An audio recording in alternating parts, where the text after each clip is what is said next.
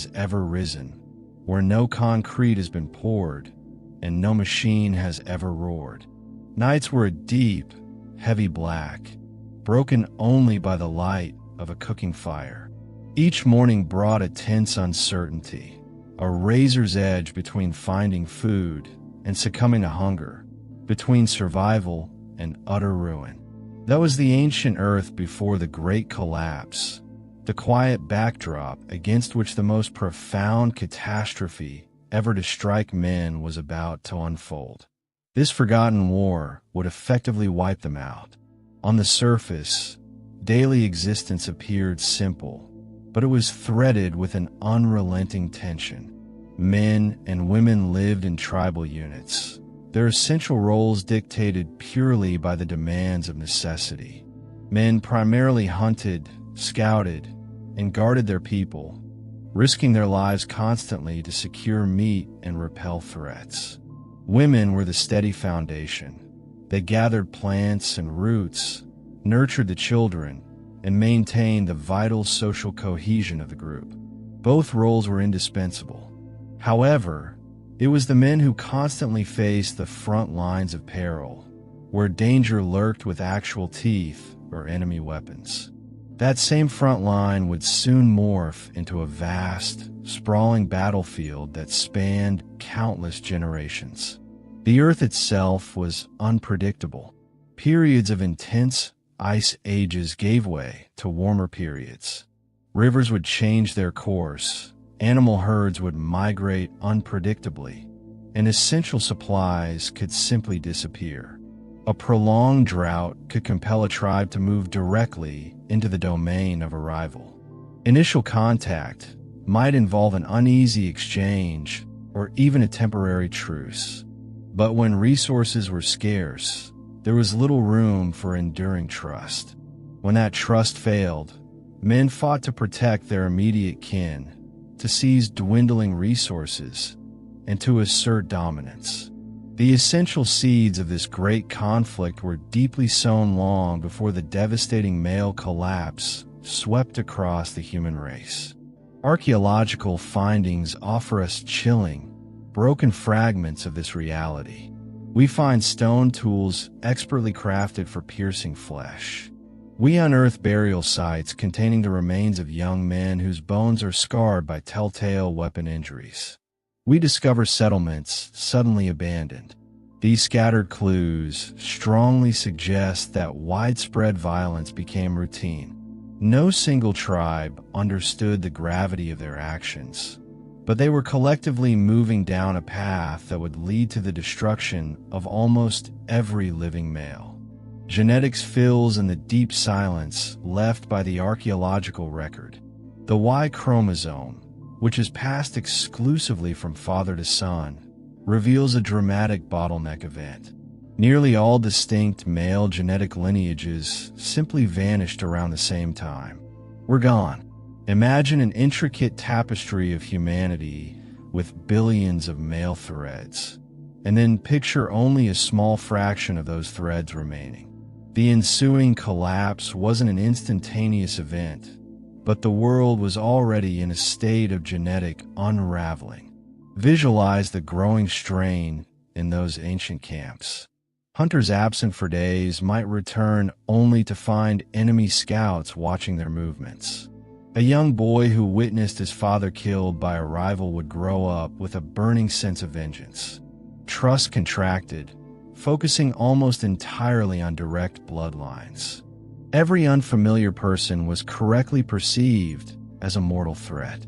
Male identity was fundamentally tied to being a protector, a hunter, and a warrior. This meant that when conflict arrived, it was the men who were consumed first and most completely. Women's experiences differed profoundly. While men fell in combat, women were frequently spared and absorbed into the victorious tribes, their children then carrying the conqueror's bloodline. In this way, women became the essential bridge that guaranteed the survival of humanity, while men faced a catastrophic genetic erasure. This deep gender imbalance fundamentally shaped everything that happened after the decline. Before the cataclysmic decline, the world was leaning precariously toward mass disaster. Tribes were pressed together more closely, minor disputes solidified into open warfare, and men bore the heavy load of endless, low-level conflict. Initially, it wasn't a single, enormous war, but literally hundreds of smaller battles that, combined, built into something truly enormous. It was a prehistoric clash whose echoes are still discernible in our DNA. Picture it: fathers instructing their sons, brothers laughing by the firelight, hunters sharing triumphant stories.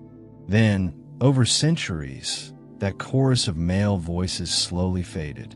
Only a tiny minority survived, their specific genetics shaping the world we now inhabit. What force could compel humanity to commit near self-extermination? That is the profound shadow cast upon us by the ancient world before the collapse, the silence written into our DNA. As we delve deeper, we will observe how those initial sparks of conflict ignited into the forgotten war that annihilated almost every man on Earth. Imagine waking up in an early society where almost every man you knew has vanished. Your fathers, your brothers, your sons, gone in a sudden catastrophe so profound that only about 3 out of every 100 survived. It sounds like an ancient fable, a chilling story told around a campfire. Yet, concealed within our DNA, within the Y chromosome, lies a horrific account, a prehistoric war that resulted in the wiping out of virtually the entire male population. To fully grasp how this disaster occurred, we must examine tribal life and the defining gender roles that characterized those early societies. Life in a prehistoric tribe was anything but simple. It was brutally and directly focused on survival. Each day was consumed by the immediate tasks of securing food. Women dedicated themselves to gathering plants, roots, and berries, providing a reliable and steady calorie source that kept groups alive when hunting expeditions failed. Men shouldered the primary responsibility of hunting large game and defending the entire tribe. While this division of labor wasn't absolute, it was common enough to structure everyday existence. And here lies the critical factor. Men's roles were not just dangerous, they were intensely competitive. Imagine small, scattered groups across vast, often harsh landscapes. Resources were critically scarce. Rivers, established hunting grounds, and fertile patches meant the difference between surviving and starving. Men were the ones tasked with securing these vital assets, which frequently meant clashing violently with rivals who were trying to do exactly the same thing. Violence became intrinsically linked with manhood itself. To be a man was to be a protector, to prove your worth, and to ensure the continuation of your specific bloodline. Women possessed a different, essential power. As the bearers of the next generation, their value to the tribe's long-term survival was beyond dispute. Crucially, during conflicts, women were often incorporated into the tribe of the victor. Their children would inherit the conqueror's genetics, while the defeated men were simply killed. Over millennia, this systematic pattern utterly devastated male genetic diversity. These tribal wars weren't merely squabbles over land or food. They were battles at the genetic level. A single, successful conquering clan could erase the male lines of its rivals, while the women guaranteed the legacy of the conqueror would spread widely. The genetic evidence confirms this reality. Virtually all men alive today can trace their ancestry back to only a small handful of male survivors. Daily tribal life was not solely about bloodshed, of course. Fireside stories, communal songs, and shared traditions kept these groups bound together. Women passed down generational knowledge of edible plants and healing medicine. Men formed warrior bands, training for both defense and offensive raids. These responsibilities profoundly shaped individual identity. And when identity is so closely intertwined with conflict, a large-scale catastrophe becomes almost inevitable. It's tempting to idealize tribal life, but the reality was far grittier. Intense rivalry meant men were locked into endless cycles of proving their strength, fighting, and dying. Young boys grew up watching their fathers prepare for battle, instinctively knowing their own future path led there. True value lay not merely in existing, but in constantly competing against the world, against rival men, and sometimes even against their own extended kin. As these wars relentlessly escalated, the consequences spiraled out of control. Tribes didn't engage in polite skirmishes. They practiced total annihilation. Line by line, each act of erasure narrowed the male gene pool until, as genetics starkly shows, were extinct. This was not a lightning-fast event, but the slow, terrible grind of countless conflicts, all sharing the same grim, zero-sum logic.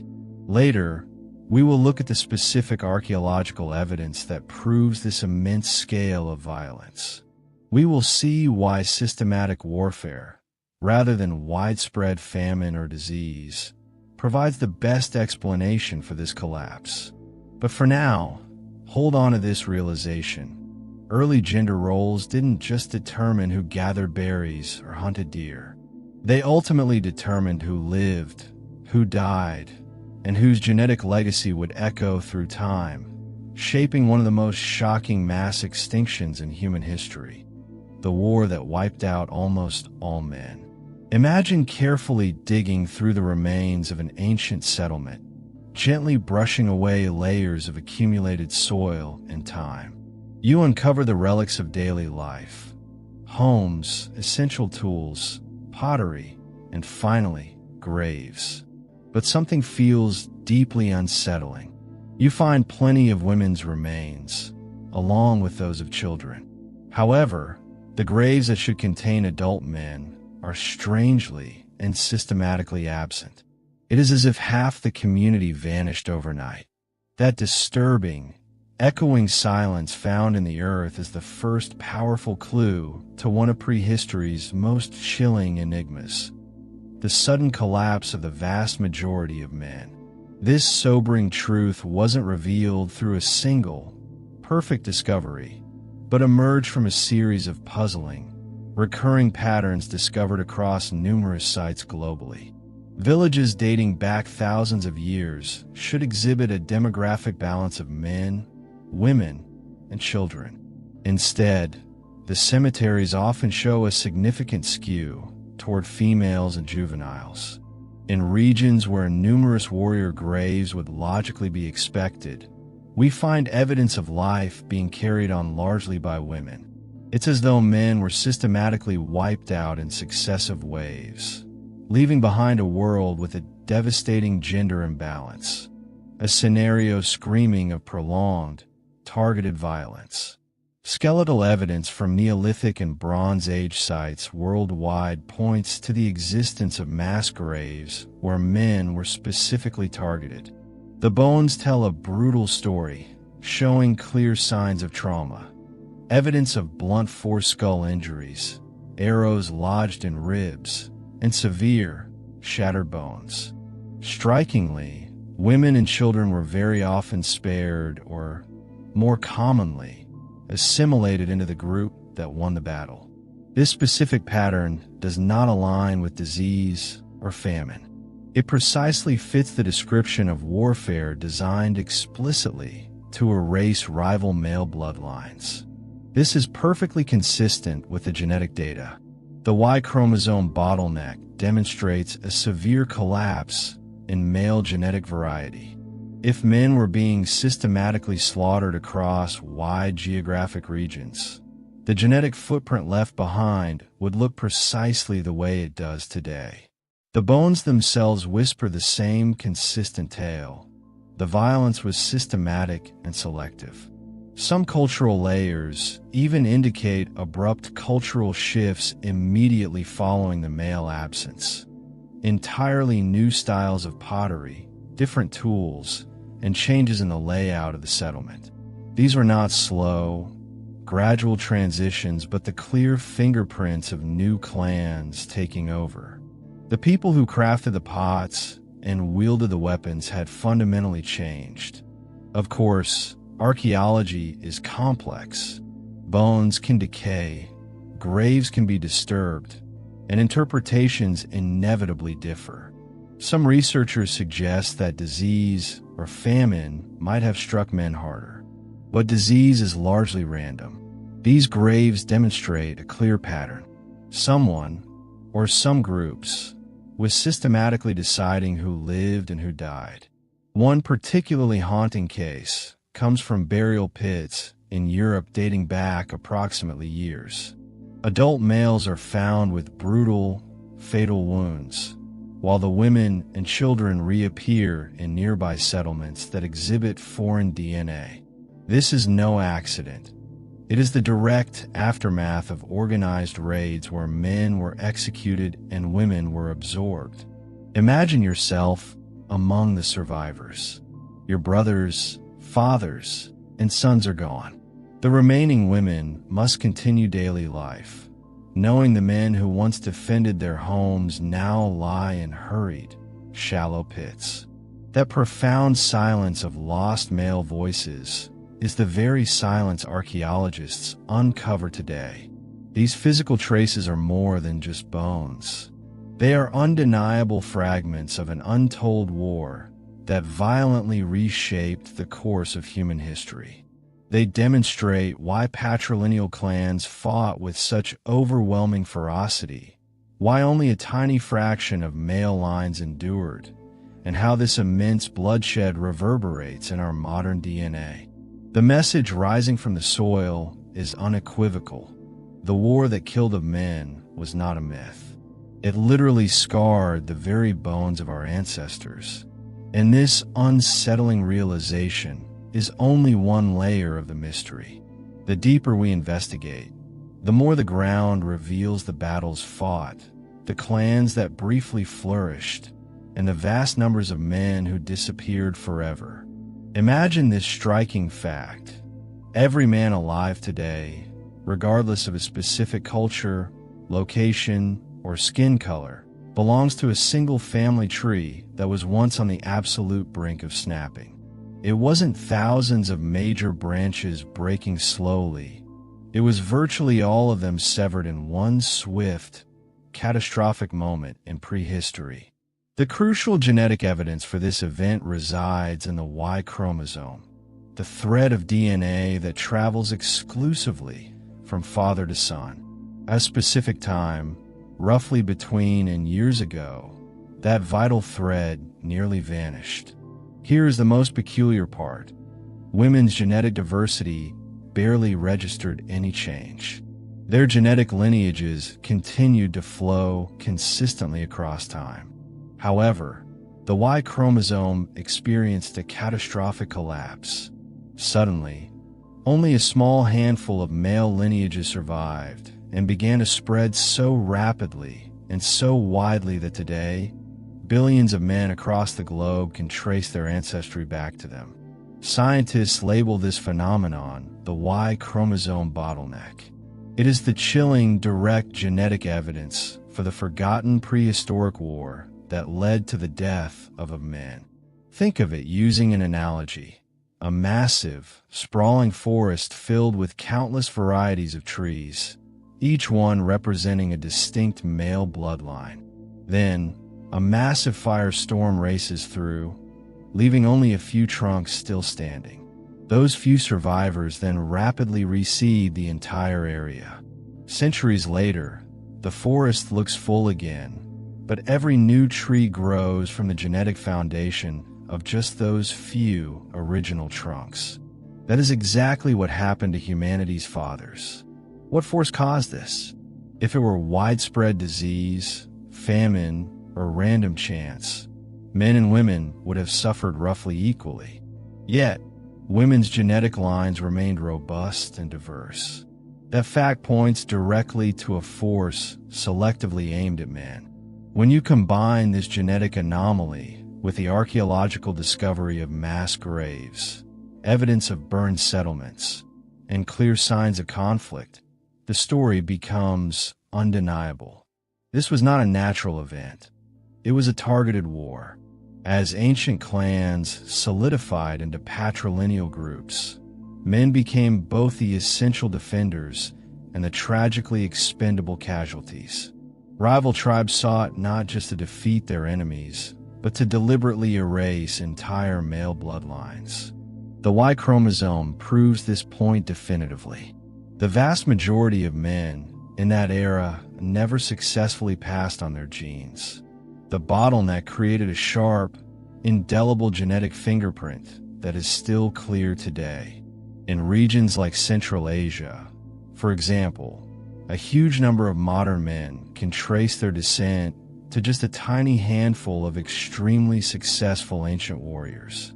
The lineage of Genghis Khan spreading across continents is a slightly later, dramatic echo of this very same process. A few dominant male lines crushing the existing genetic diversity. But consider the immense human side of this tragedy.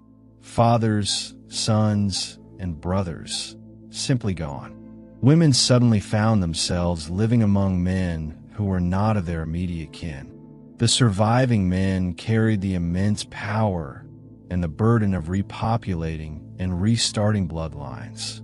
Concepts of kinship, inheritance, and social power were violently and permanently shifted.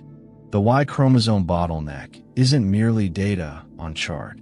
It is a powerful genetic whisper, telling us that humanity nearly lost its men entirely. We cannot witness the ancient battles or smell the smoke, but we feel the consequences every time human DNA is analyzed. That profound collapse is literally carved into our species, and the central mystery is how it unfolded. Were there huge, conquering waves of invaders, or did countless small conflicts rapidly snowball into a massive catastrophe? We may never know the precise details, but one fact is clear: the bottleneck is not a theory. It is definitive evidence, a genetic scar left by the forgotten prehistoric war that decimated a man. 7,000 years may seem incredibly distant, but in the context of evolutionary time, it is merely a heartbeat. And in that brief heartbeat, the entire genetic story of humanity changed forever. Imagine waking up to a world where almost every man you know is simply absent. Not just a few and not even most, but almost all of them. That is precisely what happened tens of thousands of years ago in what many scientists term the greatest prehistoric demographic mystery of all. A relentless conflict, or something akin to it, that systematically wiped out of the male population. The objective evidence, the most fascinating aspect, isn't just that men disappeared, but that male genetic diversity, the variety of Y chromosomes transferred from father to son, almost entirely vanished. If I were sharing this over a cup of coffee, you'd probably lean in and ask, wait, how can we possibly know that? The answer lies with geneticists, who act as true genetic detectives, meticulously studying patterns within our chromosomes. What they uncovered was deeply shocking. Around years ago, the historical record of the Y chromosome suddenly and drastically shrinks. Instead of hundreds of different male lines continuing forward, only a tiny handful of lineages manage to survive. It's like a vast, ancient forest reduced to just a few dozen original trunks. That's the unmistakable genetic record. The critical question remains: why? The evidence from women's mitochondrial DNA shows absolutely no corresponding collapse. It is as if women continued moving fluidly between groups while the men were being systematically eliminated. This specific pattern points directly and powerfully toward violence. not widespread disease or a universal famine. In prehistoric times, the clan was everything. Survival hinged not merely on individual strength, but on belonging to the correct, powerful group. Rival clans clashed fiercely over control of land and food sources. The victorious clans slaughtered the men and immediately absorbed the women into their ranks. Over the long term, only the conquering male line survived and spread their genetics. That is the single most powerful explanation for why male genetic diversity was so catastrophically diminished. Let's be fair. Not all scientists agreed that warfare was the sole cause. Some alternative theories suggested universal famine, extreme climate collapse, or even a specific Y-linked disease that only struck men harder. A severe drought could certainly propel tribes into deadly conflict, and a unique disease might disproportionately kill more men.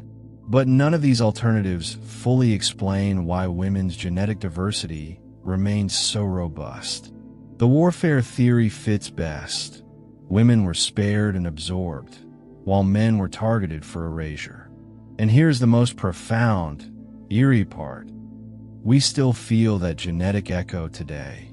Modern men all over the globe share Y chromosomes originating from only a minuscule number of ancient male ancestors. Entire continents exhibit this pattern, meaning many of us are genetic distant cousins without ever knowing it. It's a chilling thought that our very modern existence may be thanks to the brutal, winner-take-all choices made by long-forgotten ancient tribes. Remember the concept of the clash between patrilineal clans? This is where the ideas perfectly align. Patrilineal systems meant that social authority, identity, and power were all tied tightly to the male ancestry. If your father's line failed, your entire future failed with it. Therefore, clans likely fought not only to seize resources, but also to obliterate rival male lineages entirely. That ruthless, cold logic left a clear fingerprint on our DNA that we can still read millennia later. And yet, there's something profoundly resilient about this story too. Out of the utter chaos, a select few male lines endured, carrying the essential genetic framework of humanity forward. The Y chromosome bottleneck was not the absolute end of man. It was a ruthless systemic reset. Those few surviving lines then rapidly reproduced and spread, shaping the male population that we see today. But the central, human mystery still lingers. What was it truly like for the people living through that sudden collapse? Did they possess any sense that they were on the terrifying brink of extinction? Did their stories or myths somehow preserve the memory of it? Later, major cultures certainly carried narratives of immense wars, devastating floods, and near annihilation events. Could those possibly be the distant, fragmented memories of this prehistoric catastrophe? We'll explore those cultural echoes later, but it's a vital idea to keep in mind. Even our oldest myths might hold powerful whispers of the truth. So, why did male genetic diversity nearly vanish? The simplest, most brutal answer is the survival of a violent few and the systematic erasure of the multitude. That is the principle that ties this entire mystery together. The forgotten prehistoric war was not just a skirmish fought with stone axes.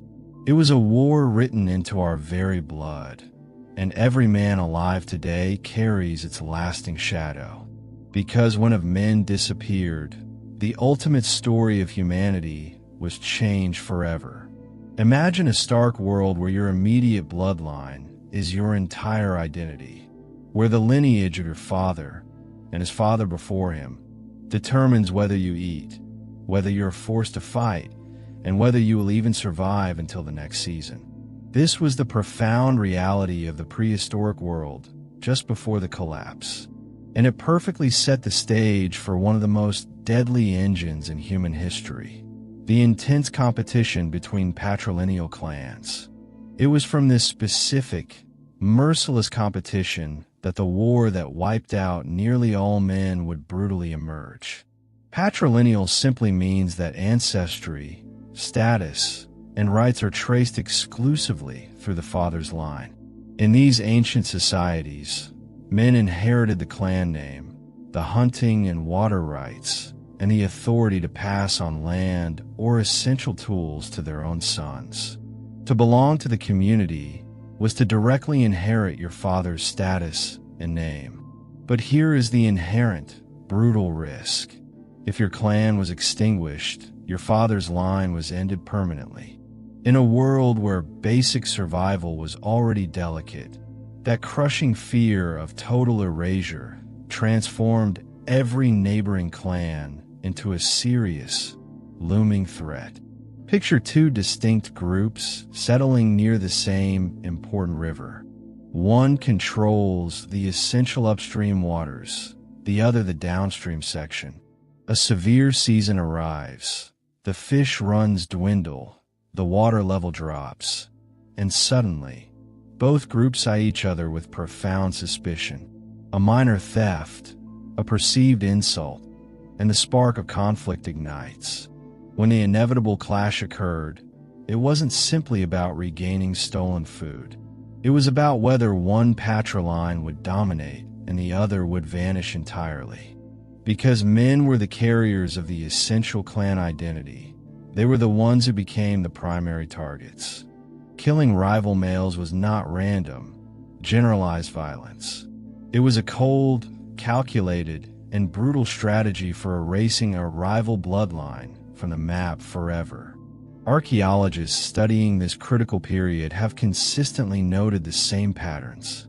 Male skeletons bear significantly more weapon marks than female ones. Graves show consistent clusters of women and children surviving after major battles, while the men are either entirely missing or hastily buried in mass pits.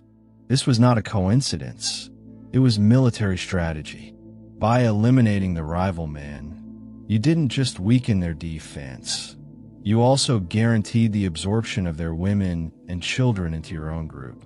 Their blood then became integrated into your clan's genetic pool, and their previous identity was effectively eliminated.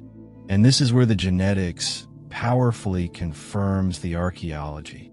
The Y chromosome, which is passed only from father to son, nearly disappeared on a global scale during this precise time frame. Of all male lines vanished. This staggering, one-sided collapse was clearly not caused by famine or plague alone, as those would have killed men and women equally.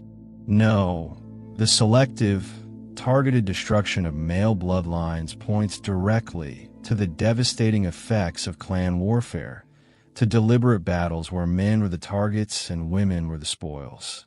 Think for a moment about the psychological toll. Imagine growing up with the knowledge that your father's survival hinged not on the weather or luck, but on the ruthless willingness of other men to wipe him out. Young boys carried that same burden, expected to defend the clan the moment they came of age. But for the vast majority, manhood meant walking directly into the very wars their fathers had initiated.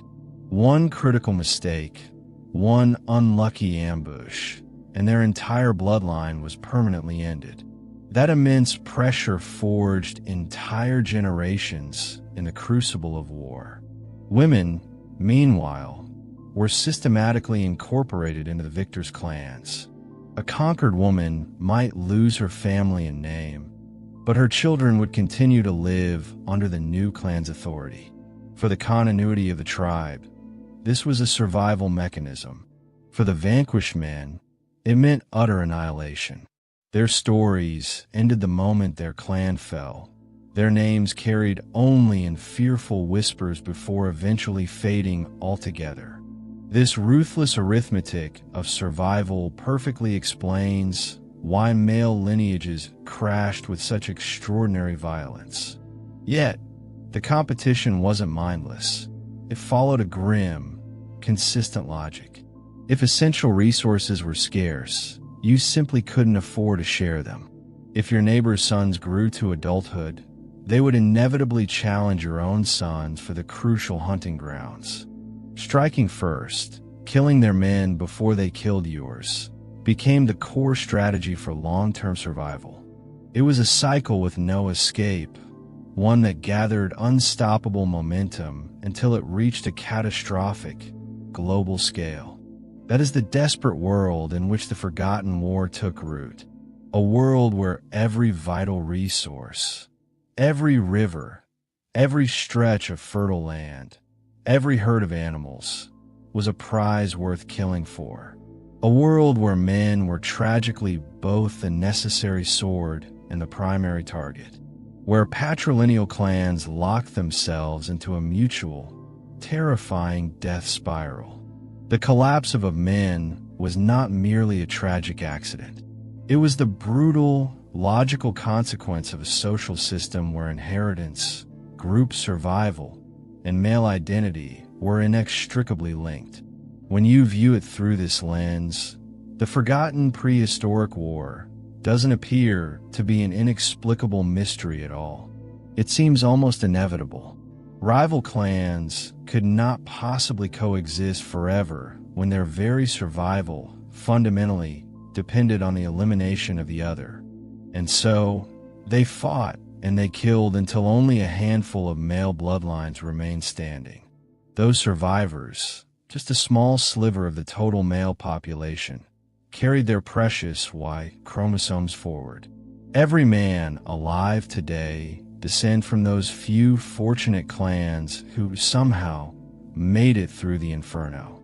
But this wasn't the final chapter, because once the war between patrilineal clans began to escalate, it didn't halt at simple rivalry. It spiraled into a campaign of total annihilation. Swift raids, mass killings, entire tribes of men completely erased in single generations. And that, as we will explore next, is how the forgotten prehistoric war consumed nearly all the men who once walked the earth. Close your eyes and try to picture this scene. A long, green valley, richly supplied with clean rivers, abundant game, and fertile soil. For the tribe that inhabits it, this valley is life itself. But just over the distant ridge, a rival tribe spots the same perfect land, sees the same immense promise, and they desperately want it too. In the prehistoric era, that core clash of desires was not resolved through polite negotiation or formal treaties. It was settled with sharpened stone, with fire, and with blood. And it was out of these escalating life and death battles over essential land and finite resources that the specific kind of warfare grew, a type that may have directly driven the catastrophic collapse of the male population, leaving only 3 out of every 100 alive. In small, often isolated communities, survival hinged completely on reliable access to food and water. A particularly good hunting ground or a dependable, fertile patch of earth could guarantee healthy children and full bellies for years. But essential resources were never guaranteed. Climate shifts, periods of severe drought, or aggressive overhunting made good, reliable land even more incredibly precious. As tribes were forced closer and closer together, conflict was not just a possibility, it became inevitable. And because men were the fighters, the ones dispatched to secure these vital necessities, their lives became the ultimate currency of survival. Initially, these conflicts may have involved only small, brief raids, a rapid strike at dawn, the theft of crucial livestock, or the act of driving rivals away from valuable stream. But humanity possesses a clear, dangerous tendency toward escalation. Every minor victory demanded a subsequent, more violent. Before long, disputes were no longer about a single deer or a patch of berries. They transformed into wars of annihilation, protracted struggles to completely erase rival clans. And when total erasure became the defined goal, men were the ones most frequently targeted. Why the men? Because they exclusively carried the rival bloodlines. Kill the men, and you cut off the future of that entire lineage. The women could then be spared, integrated into the conquering group, and their children born into the victorious tribe's name. But the men, the defenders, the rivals, the potential avengers, had to be eliminated. It's a pattern of strategic warfare that we have seen echoed across all of human history. But in prehistory, the scale of this systematic elimination may have been almost unimaginable. Again and again, across countless territories, clan after clan, the men were systematically slaughtered in these relentless cycles of conquest. This went on until the genetic diversity within the male population collapsed to a point near total obliteration. Consider how this catastrophic escalation functioned. Tribe A violently seizes land from Tribe B. They execute the men, capture the women, and thus grow their territory and population base. Tribe C observes Tribe A's rapid ascent and determines they must strike preemptively before they themselves are overwhelmed and eliminated. The entire destructive cycle repeats, with each turn becoming exponentially harsher than the last. What started as small skirmishes over essential resources like rivers and fertile fields swiftly morphed into a devastating spiral of violence that jeopardized every single male lineage that dared to stand in the way. Archaeological evidence provides stark hints of the sheer brutality of these conflicts. Sites uncovered worldwide reveal entire groups of men hastily buried together, their bones deeply scarred by weapons, forming mass graves that suggest sudden, brutally violent conclusions to their lives. When we align this grim physical evidence with the discovery of a Y chromosome genetic bottleneck, the picture becomes chillingly clear. Men were dying in overwhelming numbers, while women were enduring, often integrated into the bloodlines of the conquering groups. This outcome wasn't the result of famine selectively picking off the physically weak, nor was it a disease striking at random. It was targeted, merciless warfare waged over essential land and finite resources. Now, try to imagine the immense psychological toll. Growing up as a boy in such a world meant existing with a near certainty that your path to adulthood led directly to the battlefield. You weren't just trained and hardened for the everyday hunt. You were prepared for the inevitable, lethal clash with rivals. To hesitate was to guarantee death, and to lose meant vanishing completely from human history. The stakes involved were nothing less than the continuation of your entire existence. This is the primary reason why systematic warfare, more than famine or disease, remains the strongest explanation for the near total erasure of man.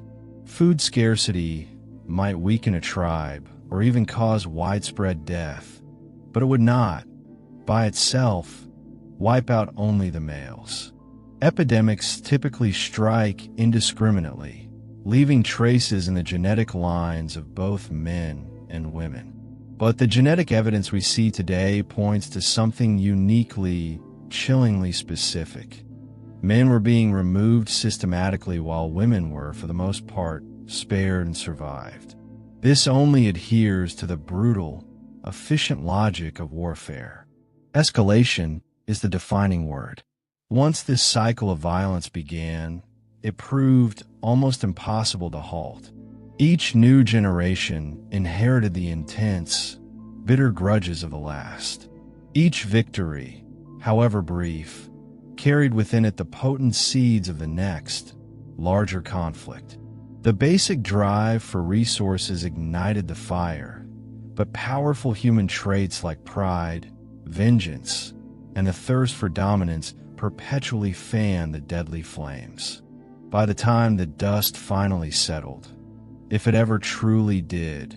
An estimated of men have been lost, their distinct bloodlines permanently wiped clean from the human tapestry.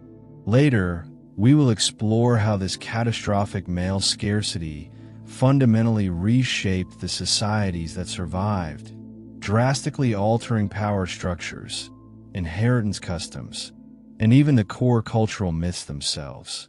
But standing here, amidst the fury of escalating tribal warfare, the mechanism is clear. It didn't start with legends or a sudden, divine catastrophe, but with something tragically and deeply human: the endless, brutal struggle over land, over resources, and over survival. And that struggle grew into a war unlike any other. The forgotten prehistoric conflict that nearly eradicated all men. Picture two fierce tribes converging on an open plain millennia ago. The sun blazes, weapons gleam menacingly, and the air is thick with a tension you could practically cut. Yet, this encounter is about far more than just territory or food. At stake is blood itself, the determination of whose sons would thrive and carry on the name, and whose would be erased forever. This was not war as we understand it today, with formal nations and treaties. This was raw, prehistoric survival, where the calculated obliteration of rival male bloodlines became a deliberate, key strategy that shaped the very DNA of the human race. When archaeologists and geneticists collaborate to reconstruct the story of the prehistoric war that killed almost all men, the concept of targeted lineage elimination consistently appears like a dark shadow behind every piece of evidence. Rival clans were not satisfied with simply defeating their enemy in a single battle. For them, victory meant more than a few scattered killings. It meant erasing the enemy's lineage from existence itself. Men were executed in swift waves, their sons cut down, and their elders left to perish. Women, conversely, were assimilated into the victorious clan, thereby ensuring that only the conqueror's Y chromosomes, the indelible markers of the male lines, would be carried forward into the future. Consider the brutal intent behind this strategy. If you successfully defeat a rival but allow their sons to survive, their bloodline continues to pose a competitive threat to yours. However, if you erase them entirely, your own male line achieves total genetic dominance. This merciless logic perfectly explains why male genetic diversity all but vanished during this critical period. It was not mere random chance. It was calculated, systemic elimination. Hints of this zero-sum strategy are evident in both the archaeological record and in ancient oral traditions. Mass graves discovered across parts of Europe and Asia consistently show men with fatal, violent injuries, while the notable absence of female bodies strongly suggests the women were captured rather than killed. Myths and legends passed down through countless generations often tell stories of rival tribes being wiped out to the last man, while the women are explicitly described as being taken as wives or integrated into the conquering group. These narratives aren't simply poetic. They echo the harsh, undeniable reality of prehistoric conquest.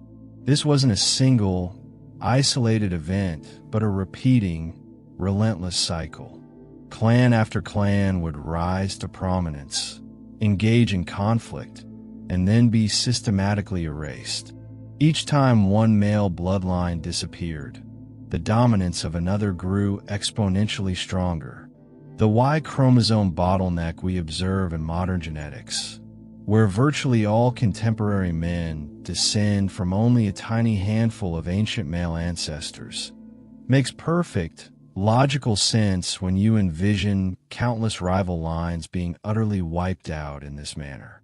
The strategy involved more than just brute force. It was deeply strategic. Imagine a tribe planning a raid. Their ultimate objective wasn't simply food or land, but to eliminate the very possibility of a rival line continuing.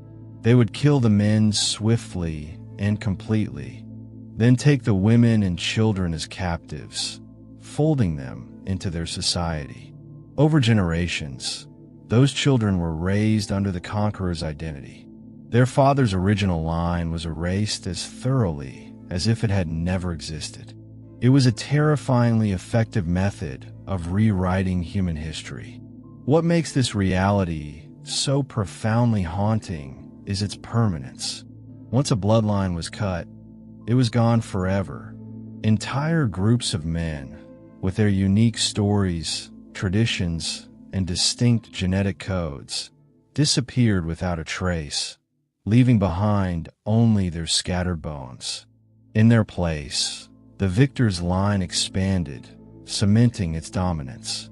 This cycle of systematic extinction and subsequent absorption is what fundamentally sculpted the human population into what we are today. Remember the archaeological traces of male decline we discussed? Those graves filled with slain men tell the identical story: targeted violence. But now, paired with the overwhelming genetic evidence, the picture crystallizes. This was not just random killing in the heat of battle. It was a systematic strategy to remove rival males from the future itself. And reflect on what this meant for the female survivors. They became living bridges between the destroyed past and the future claimed by the conquerors. Their children bore the victor's blood, while the memory of their lost fathers slowly faded. Entire identities dissolved within a single generation, leaving only faint fragments in myth and legend. Even today, geneticists studying modern populations see the unmistakable dominance of certain male lines. This is not genetic drift or accident. It is the indelible fingerprint of prehistoric warfare, where eliminating rival bloodlines was seen as being just as vital as achieving survival itself. The fact that nearly all men alive today trace their ancestry back to a shockingly small number of ancient fathers is living, genetic proof of how devastatingly effective the strategy was. The war that killed of men was not simply about death. It was about systematic disappearance. Bloodlines were deliberately cut out, as if a sharp blade had removed them from humanity's story. Though time has buried the specific details, the echoes persist in our DNA, a chilling reminder that survival was once purchased at the cost of erasing entire male histories. The more data we uncover, the clearer it becomes. This was not chaos. It was strategy. And only by tracing these lost bloodlines do we begin to grasp the true scale of the forgotten prehistoric war. Imagine a tranquil valley thousands of years ago. Smoke from cooking fires drifts gently into the sky. Children play near the winding river, and men diligently sharpen their spears at the edge of the encampment. It appears profoundly peaceful. Yet, within a matter of hours, that same valley could be carpeted with bodies. Entire groups of men violently cut down, their blood soaking into the earth, their names and their potential futures wiped away. This wasn't a rare or isolated tragedy. It was a repeated pattern enacted across prehistoric landscapes, leaving behind the deepest scar in human history, the war that killed of all men. When scientists began uncovering ancient mass graves dating specifically to this period, the evidence was undeniable. Rows of skeletons, overwhelmingly male, their bones bearing clear marks of violence, blade wounds, crushed skulls, and the occasional arrow point still lodged between the ribs. These remains were not accidents, nor were they victims of natural famine. They were evidence of deliberate, organized, and merciless killings. Crucially, the women and children were often conspicuously missing from these mass grave sites. This specific detail points to the chilling practice. Women were spared and absorbed into the conqueror's tribes, while the men were systematically exterminated. Why such ruthless, selective targeting? The answer lies in the fundamental structure of early tribal societies. In many parts of the world, essential elements like land, social power, and identity were passed down exclusively through the male line. Rival tribes were therefore not just attacking for food or territory. They were erasing entire bloodlines. By killing the men and seizing the women, they ensured their own Y chromosomes would proliferate while their enemies vanished forever. This practice was not just a matter of immediate survival. It was about genetic dominance. It was literally about rewriting the future genetic history of humanity. Remember our discussion of the Y chromosome bottleneck? This is where those staggering numbers become tragically understandable. Genetic evidence reveals that nearly all male lineages dramatically collapsed around years ago. The most parsimonious explanation is that the majority of men simply did not survive long enough to pass on their genes. Warfare was not a random, chaotic event. It was systematic. Intergroup conflict spiraled into mass purges, leaving only a tiny handful of victorious clans to father the subsequent generations. The archaeological record powerfully reinforces this bleak picture. Sites across Europe, Asia, and even the Americas repeatedly tell the identical story. Villages burned, male skeletons piled together, weapons scattered among the dead.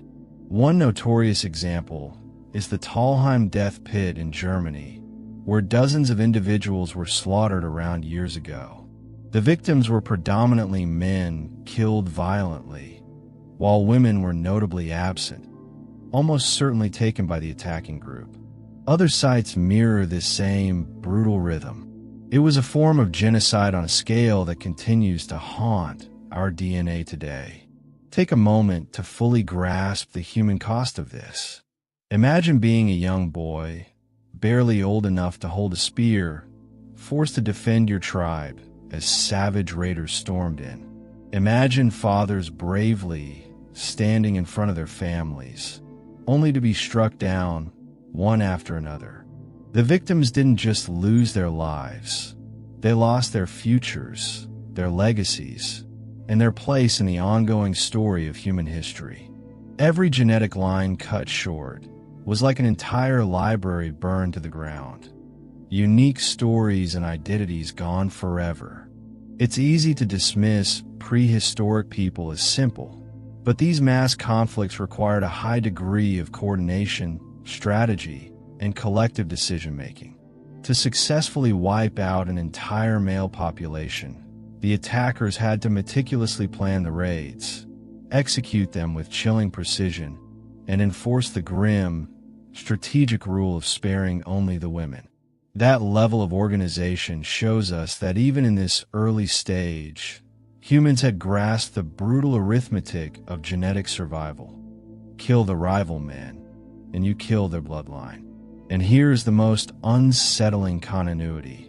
The echoes of this practice did not vanish in prehistory. Much later, in the age of empires, powerful conquerors like Genghis Khan employed strikingly similar strategies, systematically eliminating rival men while ensuring the massive spread of their own lineage. It is a recurring, dark theme in human conflict, but its origins stretch back to the forgotten war that fundamentally reshaped our species. The mass killings and intergroup conflicts were not just about abstract numbers on a battlefield. They were about shaping the very genetic foundation of humanity. The survivors, those few men whose clans ultimately triumphed, became the ancestors of nearly all men alive today. When you trace the lines backward, you find them converging again and again, branching outward from just a handful of victors who endured while so many others perished. Thus, the next time you reflect on the vast diversity of cultures, languages, and faces around the globe, remember that beneath it all lies a hidden, profound uniformity, a shadow of genetic sameness in the Y chromosome. That uniformity was born in blood, in valleys filled with the bodies of men who lost their place in the story. And while the earth has long since absorbed their physical remains, the silence of those mass killings still dictates, in a hidden way, who we are. The war was not a single battle, or even one generation struggle. It was countless raids and massacres compounding over time until of men were gone. And every time we uncover another mass grave, it is like hearing the stark echo of that forgotten war, reminding us how terribly close humanity came to losing nearly all its fathers. Picture this moment. The thick smoke of a recent battle still hangs heavy in the air. The ground is littered with broken weapons and bodies. The intense shouts of conflict have faded into an absolute silence. What happens next? The victorious men step forward, not just to claim the captured land or the remaining resources, but to take something far more personal and genetically significant. They take the women of the defeated tribe. This practice was one of the most haunting and consistent patterns of the forgotten prehistoric war that annihilated of all men. Women were not simply victims. They were strategically absorbed into the conquering tribes, becoming both essential survivors and the carriers of the victors' bloodlines. Now, that idea sounds utterly brutal, but it is the key insight that resolves one of the strangest genetic puzzles in human history. Why did male genetic diversity nearly vanish while female diversity remained robust? Recall our discussion of the Y chromosome bottleneck. Male lines collapsed to almost nothing, but women's mitochondrial DNA, mtDNA, which is passed only through the mother, tells a radically different story. Female genetic variety survived and stayed strong. That only makes logical sense if women were continually moving between groups, often forcibly, while the men of the losing groups were being systematically wiped out. Imagine how this unfolded in the harsh reality of daily life. A tribe loses all its fighting-age men in a decisive battle. The women, regardless of age, are captured. For the victors, taking them served two crucial purposes. First, it swelled their own numbers, adding immediate labor, caregivers, and childbearers to the group.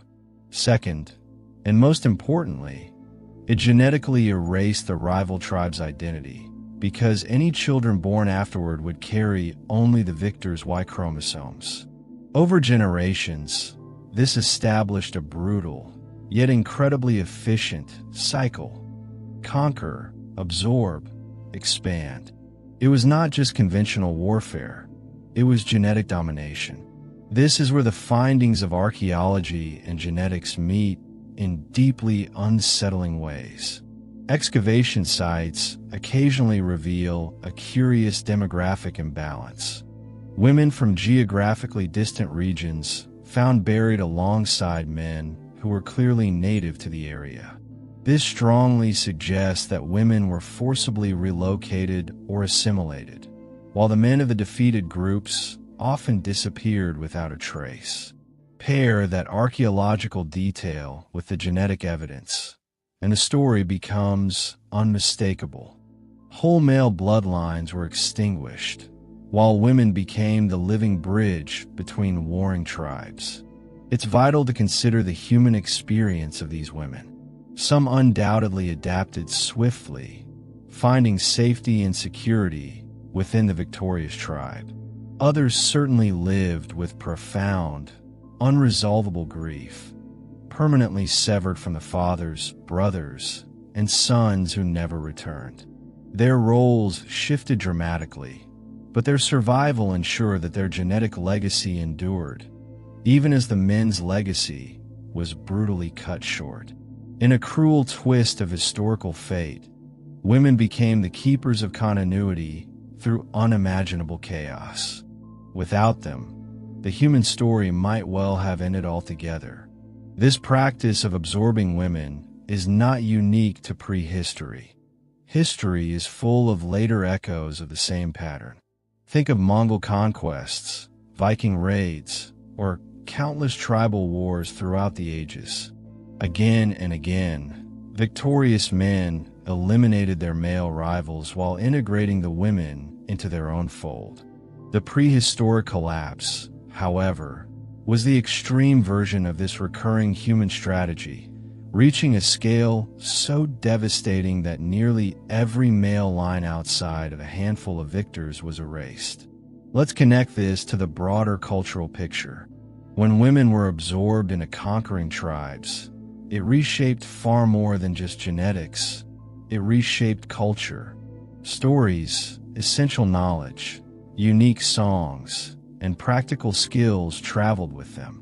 Women carried languages, complex rituals, and deep memories from one group to another, often blending traditions into a new, composite culture. Imagine a child being raised in a victorious tribe, whose mother whispered lullabies and tales from a conquered land. Over time, cultures mixed and merged, even as the men's original lines vanished. It was a subtle, hidden form of influence, survival through memory as much as through blood. But the cost to the women was immense. For the women themselves, survival often meant the loss of choice and autonomy. They became involuntary symbols of victory and functional tools of continuity. Their lives were utterly rewritten by the outcome of battles they did not personally fight. Yet, this same role also guaranteed their survival when men were not spared. They became the thread that connected humanity across generations, while the male thread was violently cut. This absorption of women into conquering tribes is crucial for understanding why the forgotten prehistoric war left such an indelible mark. It explains the strange genetic puzzle, shows us how power was transmitted not solely through the sword but through the womb, and reminds us that while men's bloodlines nearly vanished, women's resilience ensured the survival of humanity itself. When men disappeared, the women carried the narrative forward, not through monuments or written records, but in their children, their voices, and the echoes of their culture. They became the living bridge across humanity's darkest, most destructive war. Picture a world where almost every male bloodline has been cut short. The fierce battles are over. The relentless raids have left whole villages empty of men, and only a very small number of clans remain standing. Their sons survive. Their fathers' names and legacies endure, while countless others are gone forever. This is the stark aftermath of the forgotten prehistoric war. And it is here, in the ruins of a near-total male collapse, that the surviving clans achieved an extraordinary, permanent form of genetic dominance. Their specific Y chromosomes became the foundational genetic material for nearly every man alive today. The key to understanding this phenomenon lies in the rigid nature of male inheritance. Male identity was intrinsically tied to the Y chromosome, passed strictly from father to son. When rival clans were slaughtered, their Y chromosomes were permanently extinguished with them. However, the victorious clans strategically absorbed the women from the defeated groups, ensuring that their own male lineages expanded rapidly while others were totally lost. The women served as the essential bridge between the dead and the living, but the genetic male identity always came from the conquerors. Over many generations, this created a de facto genetic monopoly, where only a handful of victorious lineages completely dominated the genetic future of the species. Scientists can literally trace this transition in our modern DNA. Genetic studies show that, roughly 2 years ago, the diversity of Y chromosomes plummeted dramatically. It was as if the world's male population was forced through a genetic bottleneck controlled by a few surviving clans. Imagine billions of potential male ancestors simply erased, leaving just a minute fraction to populate the future world. Critically, this collapse did not happen to women's mtDNA, which remained diverse. That observation is the clearest, most definitive sign of the events. Men were killed selectively, women were absorbed, and the Y chromosomes of a tiny group of victors spread rapidly across entire continents. Consider the speed of this change. A single clan, after comprehensively conquering its rivals, could suddenly find its sons and grandsons fathering dozens of children, while the bloodlines of the defeated stopped absolutely. Within just a few centuries, the entire genetic landscape had been transformed. A man alive today can often trace his Y chromosome back to one of only a few ancient patriarchs who survived this brutal, selective culling. It is a chilling, yet scientifically remarkable, fact. Entire nations built from the legacy of a handful of survivors. This genetic dominance was not a random outcome. It was deeply rooted in power and strategic warfare. Clans that possessed the best organization, the mastery of warfare, or those who simply struck first and most ruthlessly in the conflicts gained far more than territory. They gained the genetic future. Every child born under their name reinforced their permanent genetic control. It's a powerful, self-reinforcing cycle that makes perfect sense in a world defined by scarcity. Victory meant not just immediate survival, but exponential genetic growth. Defeat meant total oblivion. This legacy explains why today, when geneticists study global populations, they frequently find massive clusters of men who all share nearly identical Y chromosomes. One famous historical example is the so-called descendants of Genghis Khan effect, where millions of men carry DNA linked to his lineage. But this phenomenon did not start in medieval times. It began in prehistory, when a handful of clans survived the Great Male Collapse and imprinted their genetics across the world. For the people living through it, however, this wasn't an abstract scientific concept. It was a matter of life or death. A boy growing up in a victorious clan inherited protection, resources, and status that his rivals never could. His children would proudly carry his father's name and line. Meanwhile, the sons of defeated men never had that chance. They were often wiped out before they could leave a single descendant. The sheer scale of this genetic dominance is the fundamental reason why male lineages disappeared while a tiny few spread so widely they still shape humanity today. But this dominance came with immense consequences. Concentrating social power in so few clans naturally led to societies becoming more hierarchical and more rigidly structured. Kinship became rigidly revolved around male inheritance. Women's roles became tightly linked to ensuring continuity through their absorption into the dominant groups. Over time, this violently reshaped how people understood family, social authority, and the very concept of survival itself. The echoes of those foundational shifts remain with us today, in customs like surnames, inheritance laws, and established patriarchal structures. Therefore, when we discuss the forgotten prehistoric war, the story does not end with the slaughter. It continues in the DNA of every man alive. Each Y chromosome we carry is a silent monument to the ruthlessness of survival, a reminder that our ancestors were not just lucky, but effective enough to endure when countless others vanished. The war killed of men, but it also crowned a tiny fraction with a terrifying form of genetic immortality written directly into the human genome. And that raises a haunting, profound question.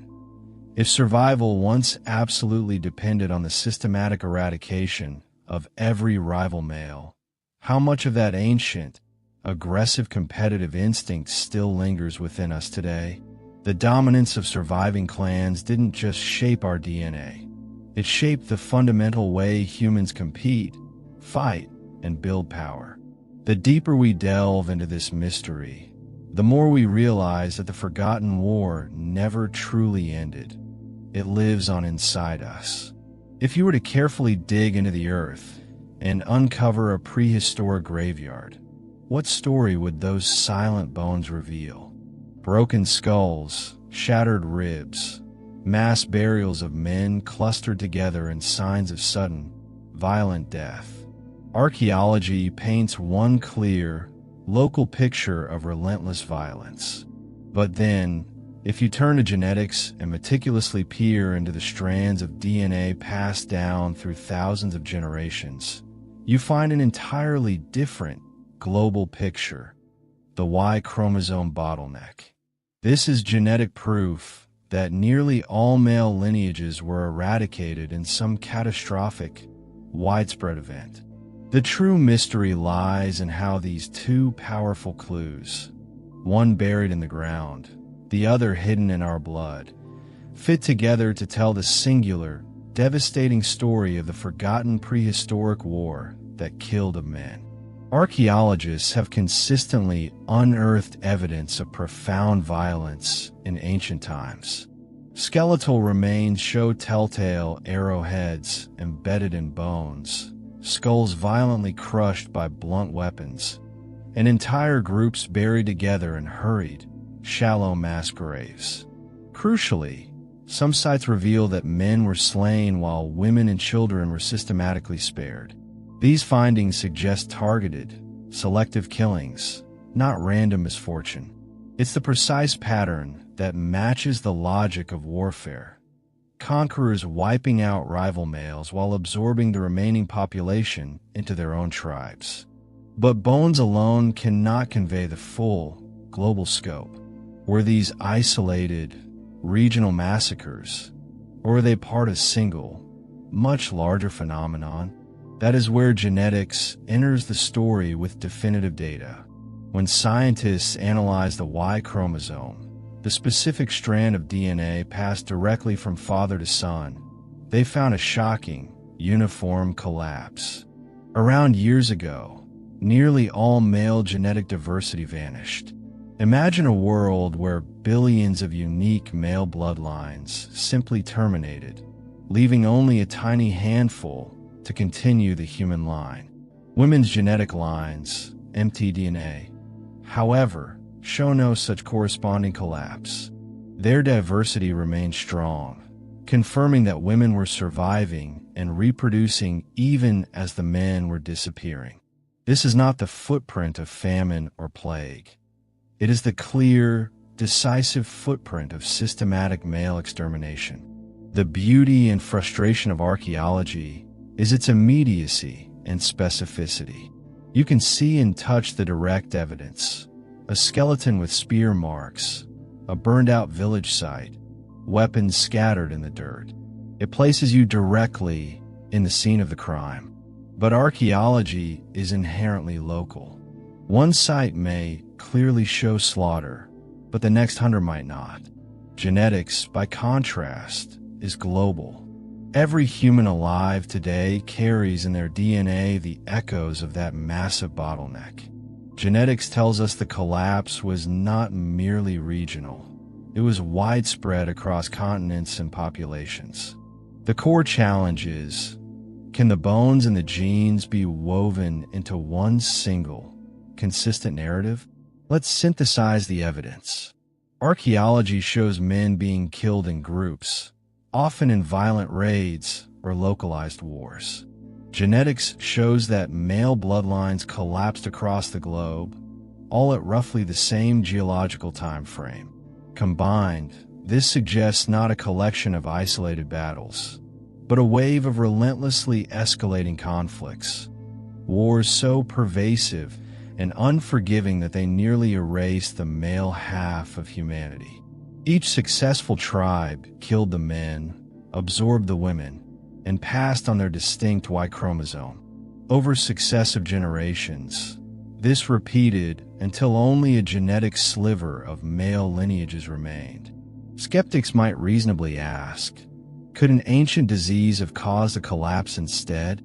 But if a plague had been the culprit, both men and women would show a measurable genetic loss. Archaeology, too, would reveal mass graves containing a mix of sexes and ages. That is demonstrably not what we see.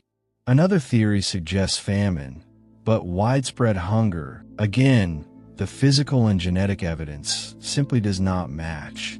The only explanation that comprehensively fits both the archaeological massacre sites and the male-specific genetic bottleneck is systematic warfare. Warfare that was escalating, widespread, and devastatingly selective. It is haunting to visualize entire valleys drenched in blood, villages burned to ash, young men cut down before they could father children. And yet, just beyond those ruins, the women endured, surviving and carrying on the bloodlines of their conquerors. The archaeological record provides us with the scene-by-scene details, the shattered bones and the burned homes. The genetic record provides us with the long view, the undeniable, quantifiable fact that almost all men vanished. Remember when we discussed escalating tribal warfare? This is the moment the puzzle pieces lock completely together. The archaeological massacres are the physical fingerprints of that violence. The genetics is the global ledger showing the total cumulative cost. One tells us what happened on the ground. The other tells us how it irrevocably reshaped humanity for millennia to come. Even today, scientists are working diligently to connect specific archaeological sites with measurable genetic shifts in nearby populations, attempting to create a precise map of destruction and survival. Each new discovery, whether a grave filled with slain men or a DNA sequence showing a vanished lineage, adds another brushstroke to the emerging picture. Slowly, archaeology and genetics are powerfully converging on the same unsettling truth. A prehistoric war so vast and merciless that it killed a man. Yet, the story does not end with this genocide. Later, we will explore how the ensuing male scarcity drastically reshaped kinship rules, inheritance laws, and even the cultural myths that have echoed down to us. But right here, in the compelling dialogue between ancient bones and modern genes, we see the clearest evidence yet. Archaeology reveals the violence. Genetics confirms its scale. Together, they reveal the forgotten war that nearly erased men from the earth. Imagine a world where the essential fields have utterly withered, the rivers have dried to trickles, and game has vanished from the forests. Hunger gnaws constantly at every stomach, and sheer desperation becomes the daily rhythm of life. Or picture something perhaps even more terrifying, an unseen, silent sickness sweeping through the ancient camps, sparing some while striking others down in successive, brutal waves. When scientists initially uncovered the startling evidence of a prehistoric collapse in male populations, some logically wondered if famine or disease, rather than targeted warfare, might have been the primary silent killers. After all, recorded human history is replete with examples of both mass hunger and widespread plagues wiping out millions. Could these factors alone explain the sudden disappearance of nearly all men? Famine often seems like a natural and immediate suspect. Early human societies were deeply, intrinsically vulnerable to any rapid changes in climate. A major shift in rainfall patterns, a cooling of the global earth, or aggressive overhunting could instantly plunge entire tribes into mass starvation. In such dire conditions, men, often the primary hunters and warriors, might indeed have been the first to perish. They faced the constant dangers of long, fruitless hunts, undertook perilous journeys for food, and in times of extreme scarcity, perhaps even endured harsher rationing to preserve the women and children. Archaeological records do confirm periods of severe malnutrition, with skeletons showing clear signs of stunted growth and hunger-related stress. In a purely theoretical sense, famine could certainly skew survival rates, leaving more women and children while men perished in greater numbers. But here is the central, critical problem.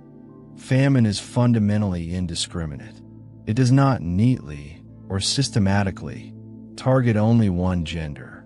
Women and children would suffer just as much, if not often more, since infants and pregnant women are universally the most physiologically vulnerable in times of starvation. If famine were truly the root cause, we would absolutely expect to see a widespread, proportional decline across both sexes in the genetic record, not the incredibly sharp, male-selective collapse that the Y chromosome evidence reveals. That profound genetic mismatch is the primary reason why famine, as a sole cause, fails to solve this prehistoric mystery. Then there is the disease theory. Epidemics have always drastically shaped human history. The Black Death, smallpox, and influenza all left immense, civilization-altering scars.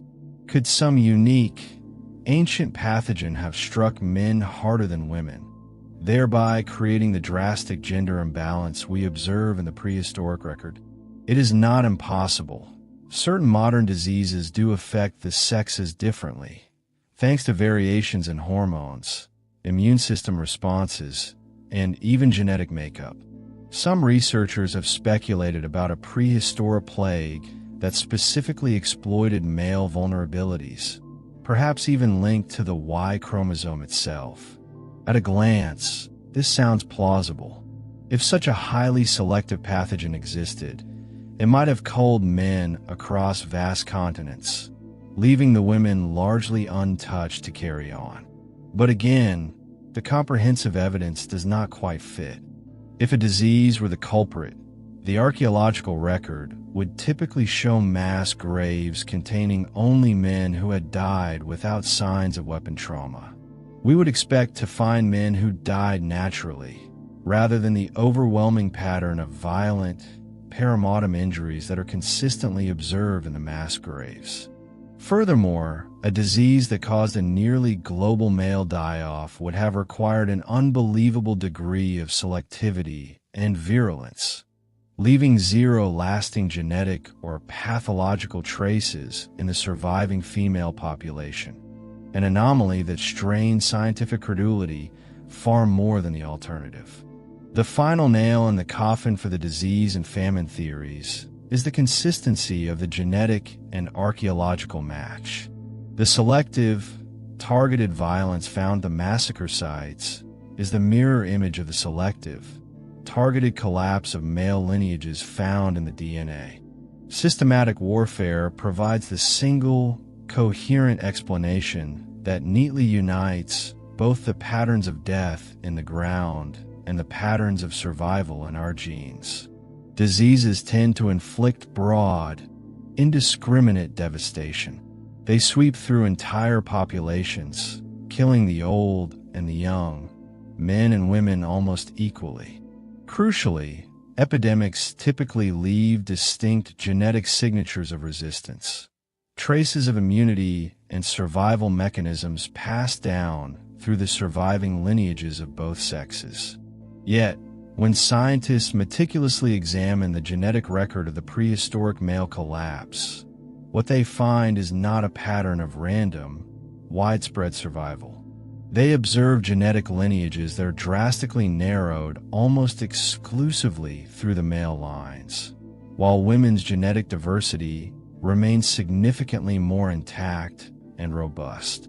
That precise, selective pattern looks far less like a natural plague and far more like targeted, systematic violence. Still, the idea of a catastrophic disease lingers because it introduces a haunting layer of possibility. Imagine if some specific ancient sickness did sweep through, striking men far more fatally than women, perhaps due to a unique hormonal or immune vulnerability. The survivors would have been left in a strange, dramatically lopsided world where women vastly outnumbered men. Societies would have been instantly and profoundly shifted. Alliances would need urgent reformation, and powerful myths would inevitably be born to explain why the world had suddenly tilted so violently. It's a chilling thought that speaks to the vulnerability of early humanity, even if the comprehensive evidence tilts much more strongly toward another, human-driven cause. And the role of famine, too, cannot be completely dismissed, though it operates as a trigger rather than the killer itself.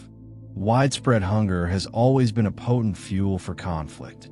A severe scarcity of essential resources could very easily have been the initial spark that ignited the brutal tribal wars we've already traced.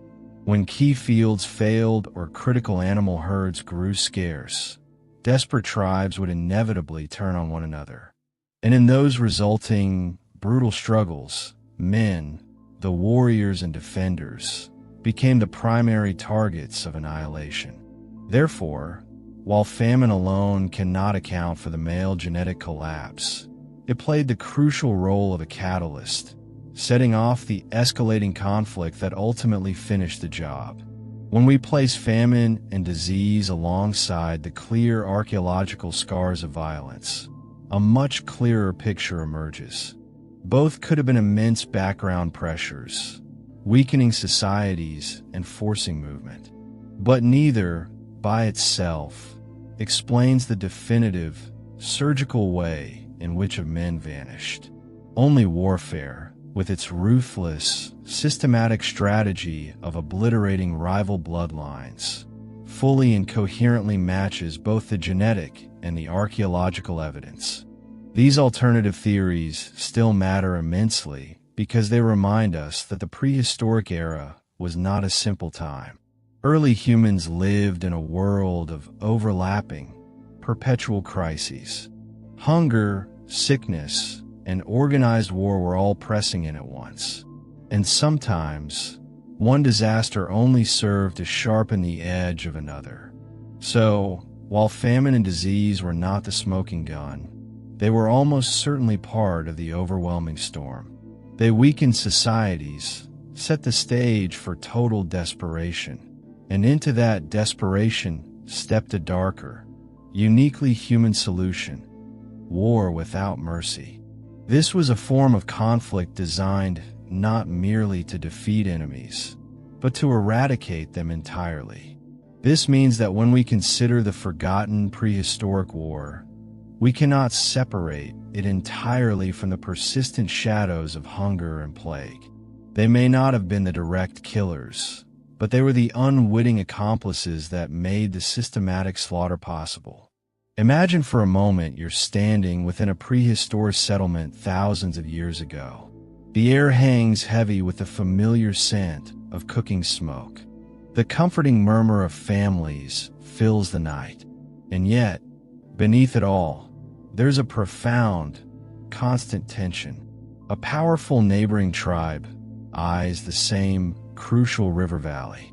Another group covets your grazing land. Fear is a constant state. And then, one day, that fear becomes brutally real. Raiders charge in, weapons raised, and by the following sunrise, nearly every adult man in your community lies dead. The women and children survive, but only because they are immediately absorbed by the conquering group. This is not a single, isolated tragedy, but a repeating, devastating pattern that carved itself into the very DNA of our species. When scientists first uncovered the catastrophic collapse of male genetic diversity, the Y chromosome bottleneck, they struggled to rationalize it. Roughly between and years ago, the diversity of male lineages shrank almost to nothing, while the genetic lines of women remained stable. That dramatic contrast is the absolute key. If either disease or widespread famine had been the cause, both men and women would have been affected equally and indiscriminately. Epidemics do not choose their victims by sex. Starvation cares not whether you carry a Y chromosome.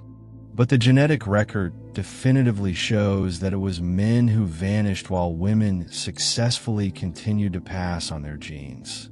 This is precisely why systematic warfare emerges as the single most convincing explanation. In many early societies, inheritance, identity, and social power flowed exclusively through the male line. That made men both the essential carriers of the clan's identity and the primary, targeted casualties in conflict. When one tribe attacked another, the strategic killing of the men was far more than just eliminating enemy fighters. It was erasing the rival's future. Women, on the other hand, were predictably absorbed into the victor's clans, ensuring that their children would carry only the conqueror's bloodlines. Over immense periods of time, this specific practice didn't just decide isolated battles. It fundamentally reshaped humanity's entire genetic map. Archaeology staunchly supports this grim narrative. Across Neolithic Europe, for instance, mass graves have been repeatedly unearthed containing predominantly male skeletons. Their entire communities of males were systematically wiped out, while the notable absence of women strongly hints at their forced absorption. One striking example is the massacre site at Schöneck-Kilienstatten in Germany, where dozens of men were executed and buried together. Their injuries tell the unmistakable story of systematic slaughter, not random chaos. Other sites across Asia and the Americas echo this same brutal rhythm, reinforcing the idea that intergroup warfare was not occasional. It was a relentless, existential condition. Think back to the competition between patrilineal clans. As populations grew and agricultural practices spread, land became exponentially more valuable, and so did the control of just when essential resources. They forcefully rewrote the genetic future. This perfectly explains why modern male lineages cluster around just a tiny handful of ancient ancestors. It was not chance or accident. It was the brutal result of repeated, zero-sum conquests where victorious clans ensured their Y chromosomes spread while all others were permanently extinguished. Now, some have argued for the alternative theories we've already discussed. Could a natural disaster like famine have selectively targeted men who performed the hardest labor? Could a disease have exploited some unknown genetic weakness specifically linked to the Y chromosome? These ideas have been rigorously tested, but they consistently fail to explain the global scale and the stunning genetic precision of the collapse. If only men had been uniquely vulnerable to a specific pathogen, we would expect to see similar genetic bottlenecks in other social species, but we do not. If famine were the sole cause, the genetic record of women would show the same dramatic, narrow collapse, but it does not. Again and again, the compelling weight of evidence points back to one conclusion: something uniquely human, organized violence. And here's where the story turns truly unsettling. Warfare is not some recent invention of large kingdoms or empires. It is as old as humanity itself. The prehistoric war that killed of men wasn't a single battle or even one long campaign. It was wave after wave of raids, massacres, and exterminations, so widespread and relentlessly persistent that it left an indelible imprint on the human genome. Modern populations still carry the echoes of those few victorious male lines that survived the bottleneck and expanded outward. This catastrophic event also explains why aggression and organized conflict became so deeply rooted in subsequent human societies. When warfare ultimately decided which clans would live on, it wasn't just physical survival. It was a powerful act of genetic selection. The men who remained and multiplied were the direct descendants of warriors who fought, killed, and decisively conquered. In a very real sense, violence fundamentally shaped the genetic heritage of modern humanity. So, why does warfare remain the strongest explanation? Because it aligns perfectly with the evidence on every level: genetic, archaeological, and historical. The dramatic collapse of male diversity, the mass graves filled with slaughtered men, the persistence of women's intact lineages, the rise of powerful, dominant clans whose blood still flows through us today. All of these facts point to one conclusion. It was not nature that nearly erased the men of prehistory. It was us. And the most haunting part of all is that this war is essentially forgotten, unrecorded in formal myths or chronicles, yet it is profoundly etched into our DNA. Every man alive today is a descendant of the ruthless survivors of that ancient battlefield. The victors' Y chromosomes became the foundation of our present, while the vanquished were erased forever. And that is why, above all else, warfare remains the clearest and strongest explanation for the prehistoric conflict that killed of all men. Imagine walking into a village thousands of years ago, but instead of the typical balance of men and women, you find something unnerving. Men are profoundly scarce. So scarce, in fact, that their presence feels almost mythical. The cooking fires are tended mostly by women. The fields are worked by women. The children are raised by women. The very structure of the community has bent and adapted around this devastating imbalance. This wasn't just any period of history. This was the immediate aftermath of the forgotten prehistoric war that killed of all men.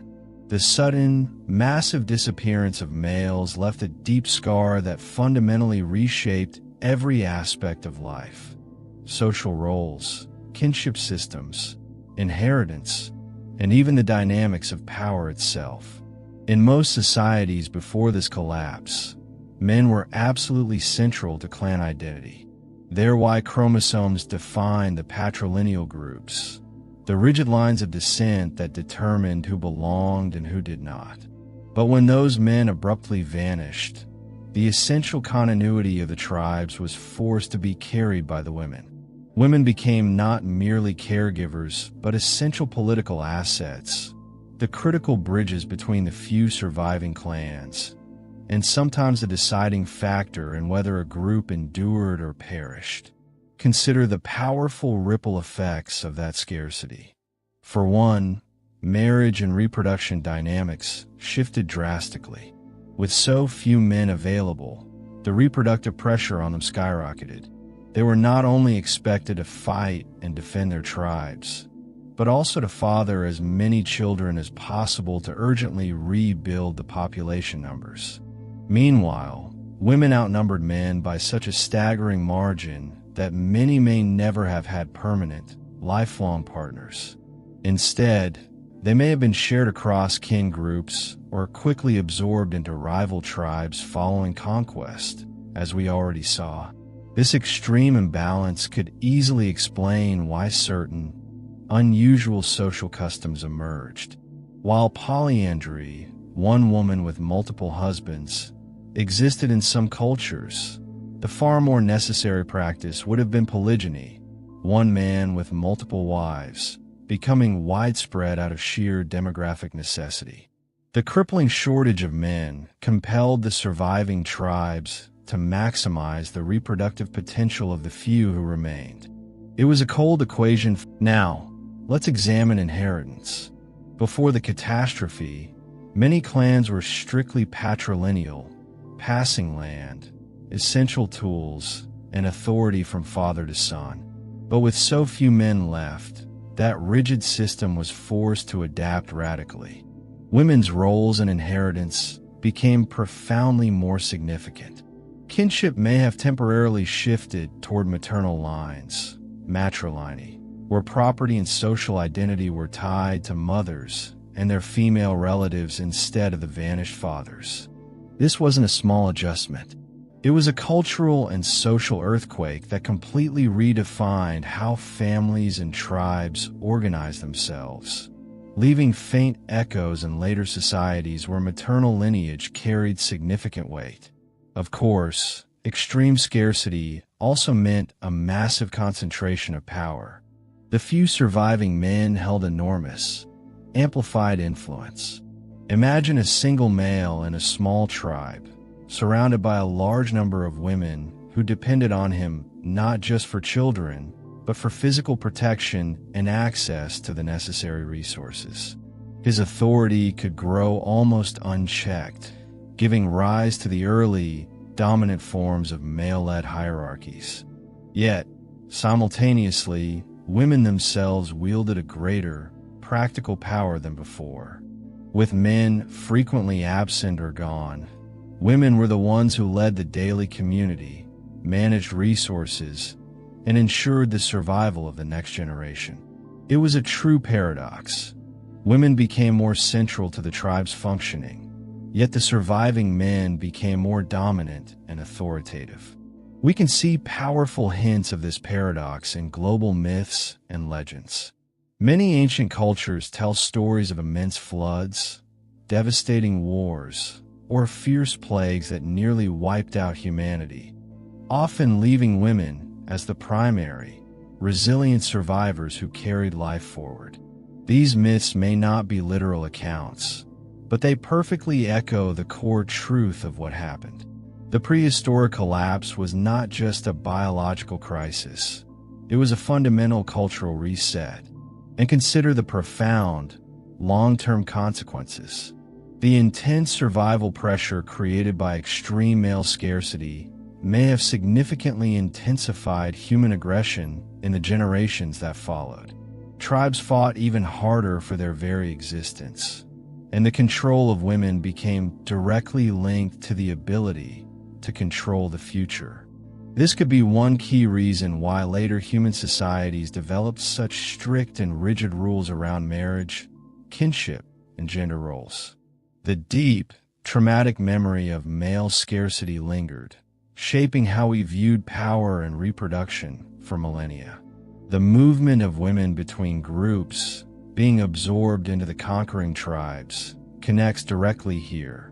When men were scarce, women were simultaneously the prize of war and the glue that held disparate groups together. Their movement across tribal lines wasn't just about personal survival. It redrew the social map of humanity. The children they bore bound groups together in complicated, necessary webs, sometimes dissolving old rivalries, but often creating complex new ones.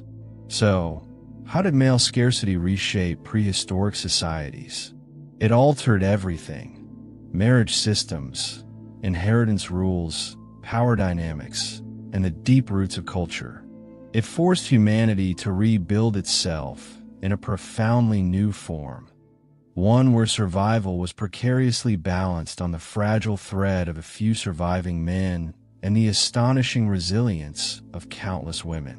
In the end, the world that rose from that catastrophic collapse was fundamentally different from the one before.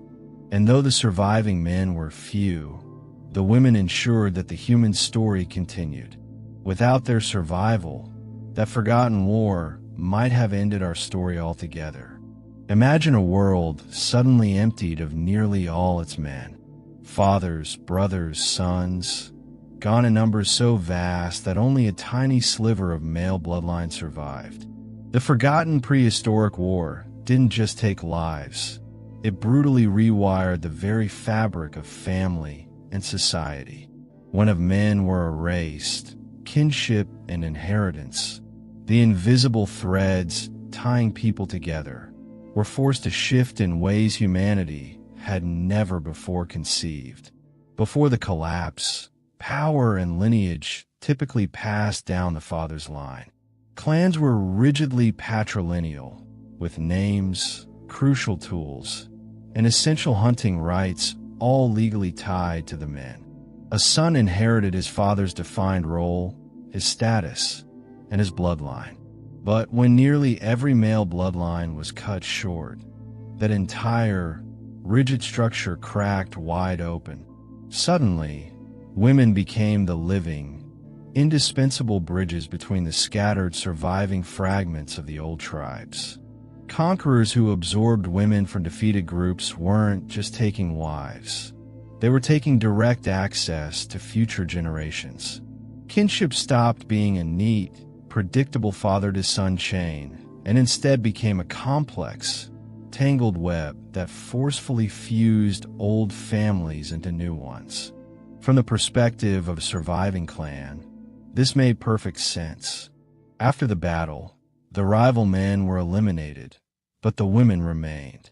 By taking them in, the victors could vastly expand their own bloodline while simultaneously extinguishing the identity of the conquered. Over generations, this action fundamentally shifted the meaning of inheritance itself. The Y chromosome, carried only by the few surviving men, became scarce, invaluable, and a symbol of dominance. Women's connections, who they bore children for, which clan they were absorbed into, became the single most crucial factor in determining whose lineage would ultimately endure. Archaeological evidence shows hints